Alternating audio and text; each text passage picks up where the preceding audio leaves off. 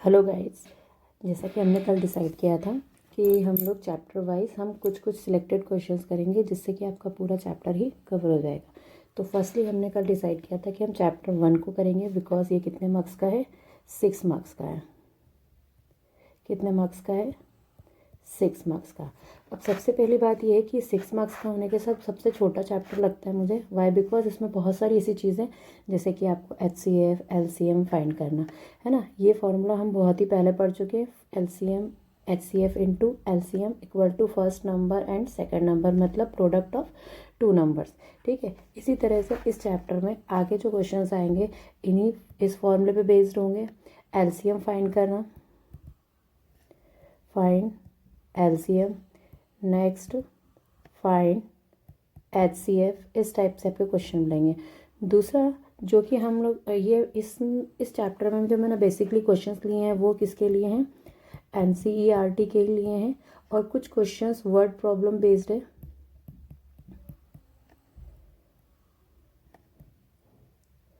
Word problem based है जिसके कि अंदर आपको रिमाइंडर वाले क्वेश्चन आएंगे। ठीक है, रिमाइंडर वाले क्वेश्चंस रहेंगे जो कि हम किस मेथड से करेंगे? प्राइम फैक्टराइजेशन मेथड से।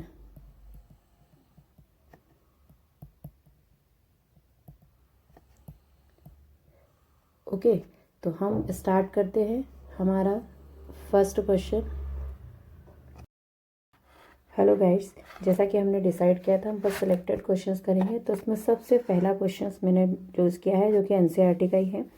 Find the HCF and LCM of 72 and 120 using the prime factorization method. I think prime factorization method सभी को पता होगी। जैसे देखिए 72 मैंने लिखा, सी 72 को मैंने एक बड़े से प्लस में लिखा। इधर हमने 120 को बड़े से प्लस में रखा। लास्ट में आ रहा है 2, इसका मतलब ये 2 से डिविजिबल है। यहाँ पर हम टेस्ट ऑफ डिविजिबिलिटी का यूज़ करते हैं। डिवाइड हुआ 2 से, 2 3 ज़ा 6 एंड कैरी ऑन 1, 2 6 ज़ा 12, अगेन 2 1 ज़ा 2, 2 8 ज़ा 16, 2 9 ज़ा 18। अब आ गया 9, तो 9 2 से डिविजिबल नहीं होगा, तो ये किससे डिविजिबल होगा? 3 से। 3 3 ज़ा 1। नाउ अगेन 120, 2 से, 2 6 ज़ा और 0 एज इट इज़ 60, 2 3 ज़ा 0 एज इट इज़ 30,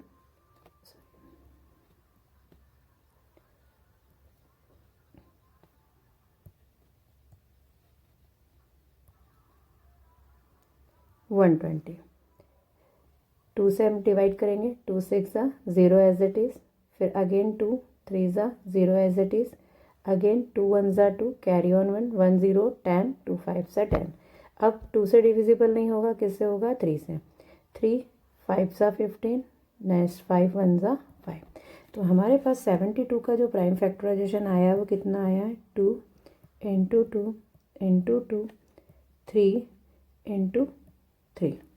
एंड 120 का जो प्राइम फैक्टराइजेशन आया है वह है 2 इंटू 2 इंटू 2 इंटू 3 इंटू 5। तो अब देखिए हमें सबसे पहले क्या फाइंड करना है? HCF। देखिए HCF का मतलब क्या होता है? Highest common factor. तो हाईएस्ट का मतलब होता है सबसे ज़्यादा, मगर हम इसमें से कौन सा सबसे ज़्यादा निकालते हैं? सबसे ज़्यादा का मतलब होता है जो दोनों में सबसे ज़्यादा कॉमन हो।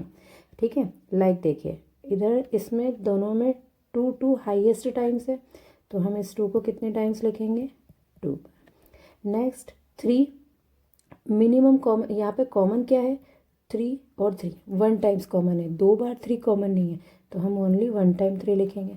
तो अब जब हम इसका मल्टीपल करेंगे तो क्या आएगा? 2 2 ज़ा 4, 4 2 ज़ा 8, 8 3 ज़ा 24। तो हमारा जो HCF आया कितना आया? 24। ये हमने बहुत प्रीवियस क्लासेस में पढ़ा हुआ है। बट जब हम इनका LCM की बात करते हैं तो बोला क्या जाता है? Least common multiple. लीस्ट का मतलब क्या होता है? जो कम से कम सारी चीज़ें इसके अंदर अवेलेबल हैं वो सब। लाइक देखिए यहाँ पे 2 कॉमन है 3 बार, यहाँ पर भी 2 हाईएस्ट कॉमन है 3 बार। इससे ज़्यादा 2 किसी भी दोनों नंबर में अवेलेबल नहीं है। गुड।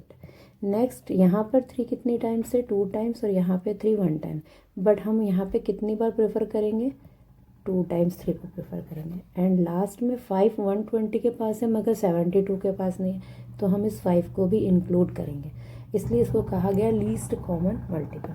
अब देखिए मल्टीप्लाई करेंगे, 2 2 ज़ा 4, 4 2 ज़ा 8, इंटू 3 इंटू 5।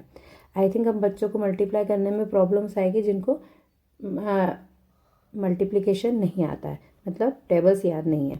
तो अब हम क्या करेंगे, 8 3 ज़ा 24।